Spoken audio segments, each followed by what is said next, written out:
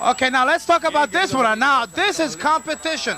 You talk about the things that Abdullah has done. What about this? What can you say about the biggest man in professional wrestling ever, André the Giant? Well, you can say he's an impressive man. There's no question about that. You know, this is the first time I've had a chance to see this match because they hadn't had that many. But here you have the largest man in the world against the most sadistic man in the world, and it should be quite a battle. Abdullah the Butcher, and here you can't say that he is overpowering no one because he's taking on the strongest man in professional wrestling. André the Giant, not only the biggest, but undefeated at the time that he took on Abdullah the Butcher. Now, this is competition. This is what Abdullah has always wanted. You cannot blame the man for being the vicious, animalistic wrestler that he is. That's just part of his nature. He's Sudanese. He's a wrestling machine, and I was his manager. Well, you know, you were his manager, but still, and he's everything you say is true. I'm not going to dispute that, but still, he's a type of individual that has to have some guidance. Now, as far as André the Giant's concerned, a great competitor, and he's so big, 7'4", over 500 pounds. He's just a perfect man to deal with Abdullah the Butcher, maybe deal out a little of the damage that Abdullah the Butcher has done in the past with your tutelage.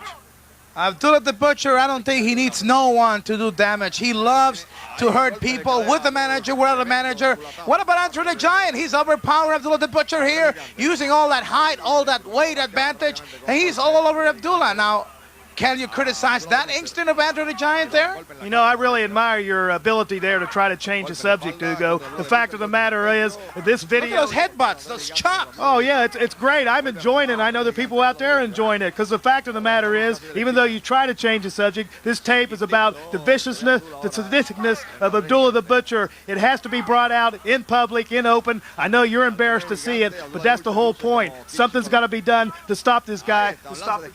And look at André the Giant. At this time, André the Giant was at the best shape of his wrestling career.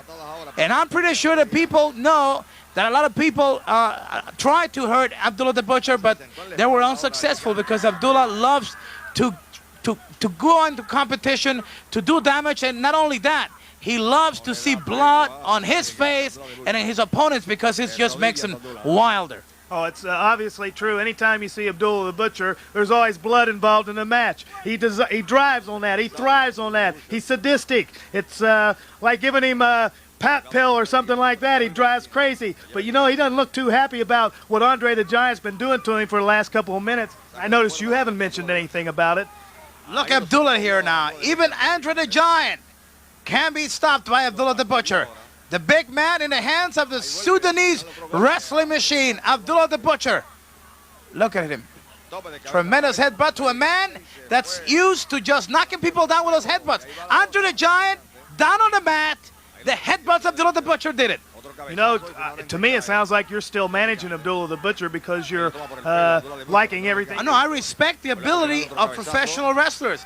Regardless of what happened at this given time, you cannot take away the quality in Abdullah the Butcher. That's why all the promoters from all over the world, they want to have him, yet you have to say the truth. Everybody's afraid of him. That's why you have a mask too. Oh, absolutely right. I'm not going to dispute that. I've said that a couple of times. Everybody's afraid of him. But look at him. You're saying he's a competitor. He was down choking André the Giant. He's doing every foul thing he can possibly think of. I'm surprised he hasn't pulled out his fork yet. I'm sure he will. Like I said, I haven't seen the match, but it's obvious to me, and it's obvious to people out there that something's got to be done to stop this guy, and maybe André the Giant will just do it right here. I hope so. I know you don't like it. Abdullah the Butcher, a great wrestler, so André the Giant. Give credit where credit is due. My main thing here is I did not like the way these matches were presented because it involved a part of my life that I have no intention of reviving. I am happy the way I am right now, and I don't think that this has anything to do with the matches. Abdullah is hurting people every day. Why do you have to go to these Asian matches to show this? Well, you know, Hugo, well, all I can say is... I'm going to talk to Eddie Grice about this later. Well, that's okay. You can talk to him all you want to, and you guys can play pool all you want to and get beat all you want to, but the fact of the matter is that Abdullah the Butcher is a sadistic madman, and he brought his beginnings... Okay, now he took something out. I'll be the first one to admit it. You always have to watch him. He takes it out from the boots from his karate pants.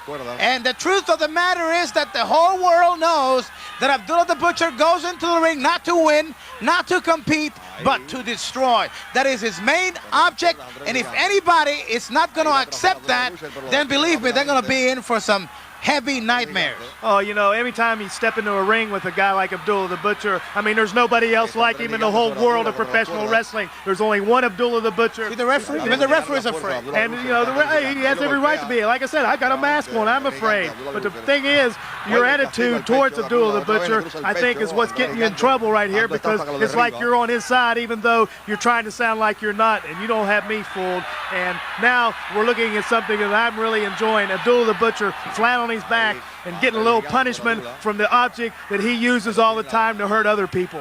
One thing that I am proud of is the fact that the people, the fans, today's wrestling fans, could actually watch a true battle of giants of Abdullah the Butcher and André the Giant, when André the Giant was at his best.